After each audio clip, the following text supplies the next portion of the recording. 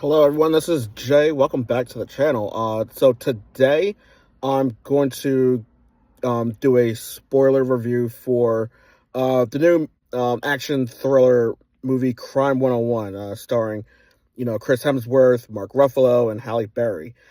So again, this review will contain spoilers, so if you have not watched the movie and you don't want to know anything that happened, definitely stop the video, go watch Crime 101, and then come back to it. And then, yeah, we'll see if your thoughts pretty much lines up with mine or if we disagree in some areas. So I'm going to dive right into it. This video won't take too long. I'm just going to touch on a couple of key points. So this was a fantastic movie. And the key takeaway for me, as far as what the meaning, like the story behind, the movie, it's about, a story of good individuals, who are pushed, to their limit and are forced to make choices in order to, better themselves, better their life or better their opportunity. In which case those choices are viewed, as wrong. So take, for example, jewel thief Mike, whose real name is James, as it's revealed later on in the movie. Mike, aka James, is played by Chris Hemsworth. He started off poor, like little or no income, and he decided to better himself by, getting into the world of high stakes robbery. So that way he doesn't have to live in that type of environment again. It was like in Act 3 of the movie where Lou, who's a detective with the LAPD, he's played by Mark Ruffalo. So Lou is going undercover and he poses as a courier, trying to deliver, diamonds and other valuables to their target. And Lou is playing a courier who lives outside of Los Angeles and is visiting LA. And Lou basically makes a comment when he sees a lot of homeless camps and a lot of individuals living on the streets. Mike, who's driving, he makes a comment in regards to those living on the streets, to which Lou ultimately replies, "Well, I thought you don't judge a man by his judge a man by by a cover, unless you walk in his shoes for a mile." To which Mike then replies something along the lines of, "I was in those shoes once." So that leads him to believe, he was at one point,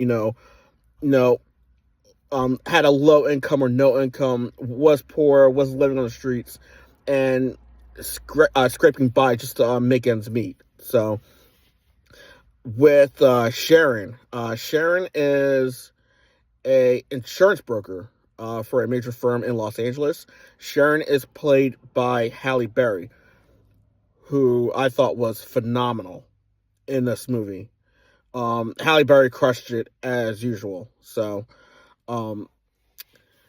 now in the case of Sharon, she was taken advantage at work, not just once from the story was telling us, but numerous times. And each time she was basically denied a promotion. And I think the straw that broke the camel's back was she was working on a potentially large case with a high-end client, a very wealthy client. The client was on the fence, didn't close the deal. The firm brings in a new, younger female financial broker, and not even one weekend, she closes the deal. And then the firm once again, procrastinates and decides not to promote her. So I think that was the straw that broke the camel's back for Sharon.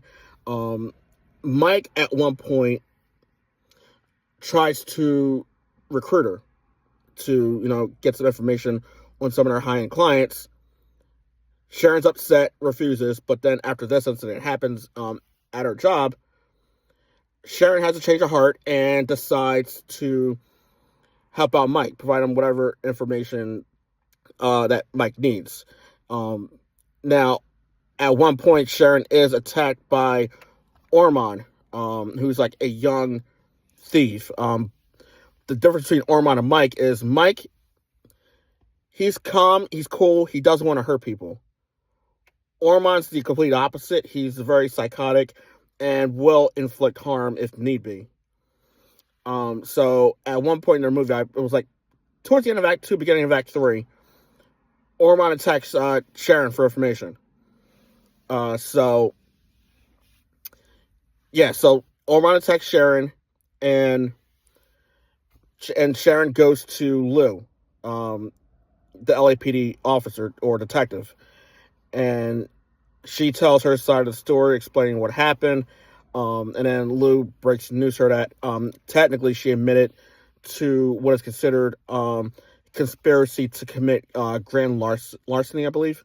So Sharon's in a pickle, but Lou is willing to help her out and offers Sharon, a place to stay for a few days until the case is resolved. So now with the situation with Lou, there's a situation, they're still investigating the robberies along the U.S. Route 101, hence the name of the movie, Crime 101. And they get called out to a scene during an act of robbery. Police open fire on a thief. They shoot and kill him. When Lou runs to check on the suspect, it turns out to be a kid, and the kid was not armed. So the one officer is now pretty much going to be in trouble. But the officer that shot at the thief, he plants a gun and then said, hey, he had a gun, he was going to open fire on me. So now that opens up the whole investigation process within the LAPD, internal affairs, etc. During the interview process, Lou tells the truth over what exactly happened, but the person interviewing him says, well, your partner and the person that did the shooting, their stories line up. We're going with them, so you have about a half hour to decide what you want to do, if you're going to support their statements, or we're going to put you on administrative leave, and then eventually we'll welcome you back with open arms. So basically, he's being wrongfully suspended. So at the end of the movie, Mike pretty much continues what he does, gets what he wants, and rekindles a relationship. Sharon gets the $3 million that she wanted, because that's what she wanted, in exchange for providing Mike with, information. And Lou gets this classic American Muscle car. I think it was a Chevy. I believe it was a Chevy. I don't remember exactly what car it was, but it may have been a Chevy. And that's basically like how the movie ends, with him driving off into the sunset in that dream muscle car that he's always wanted. Now, this movie has a lot of similarities to the movie Crash, which came out in 2004, where a lot of things were happening to each of the individual characters. Choices were made, and ultimately their stories and them physically collide and come together. So that was kind of similar to what was happening in, Crime 101. With obviously the big difference being Crime 101 is a high stakes thriller movie detailing plans to commit a major robbery. Not so much with the movie Crash. The high speed chases in the movie were great. I love a lot of the action sequences. Speaking of the sequences, I love the opening shot to the movie, where you see the image on the screen and you're looking at the 101, but upside down, and you also hear someone narrating. I guess it's like you'll hear it again. It's like from like the yoga classes where they're telling them to breathe in, exhale, etc. And then you slowly see the camera start to turn and the image begins to, like right itself. And I think that's kind of like poetic with the overall theme to the movie. Kind of like the yin and the yang. So, you know, in one aspect of life, it's calm, and in another aspect of life, it's the chaos. So I really liked that opening shot / sequence when the movie started. The movie's score was fantastic. I loved the score for the movie. It really set the tone and the atmosphere for the entire, world they were in.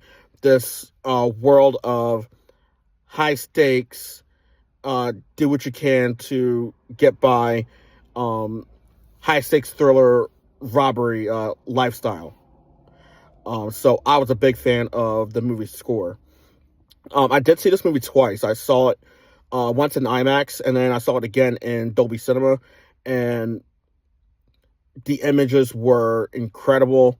The audio was like on point. It was like, if you have not seen a movie in IMAX or Dolby Cinema, or you have not seen Crime 101 at all, like, I highly recommend watching Crime 101 in, those premium large format theaters, whether it's IMAX, whether it's Dolby, or another premium large format, because it looks and sounds great. And then the other thing that I liked was like Orman. Like Barry Cogan, who plays Orman, he did a great job, like portraying someone that's the complete opposite of Mike, someone that's psychotic and would do anything to get the job done, even if it means inflicting, pain and hurt on someone. Kind of like touching a little bit about what I mentioned just a few moments ago, about, how life can be calm, and then, the chaotic moments of life as well, the yin and the yang. So, complete opposite. So, same thing when it comes to the characters of Mike and Orman. One, maybe two little things I think they could have done differently. Like the first, that one scene that I mentioned where they shot the robber and it turned out to be a kid and he was not armed. I think they probably could have extended that scene a little bit more. Like, they could have showed a little bit more, where he runs out of the store, and then that's when they have the standoff, and then Lou and his partner drive up, and then you see the scene play out. I think they probably could have showed another couple minutes more of that scene. So I think they probably could have done that a little bit differently as well. So, I mean, other than that, I thought this was like an incredible movie. I saw it twice already, so I definitely liked it. On a grade, I would give this movie, I would probably give this movie an A-.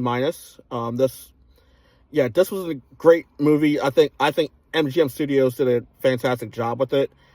And this is something I would definitely highly recommend. So there you go. That's my spoiler review for Crime 101. If you have seen it already, let me know what you thought about it in the comments. Do you agree with the points I made? Do you disagree? Or is it kind of a mixed bag? And then keep in mind that we have the weekly show coming up. I know I've planned for the weekly show to occur on Tuesdays, but a lot of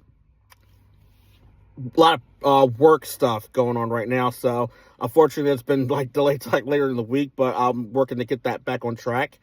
So look for my upcoming video, with the weekly show. And then also I will be working on a video where I will be ranking all the current Marvel Cinematic Universe movies in order from worst to best. And this will be as of February 2026.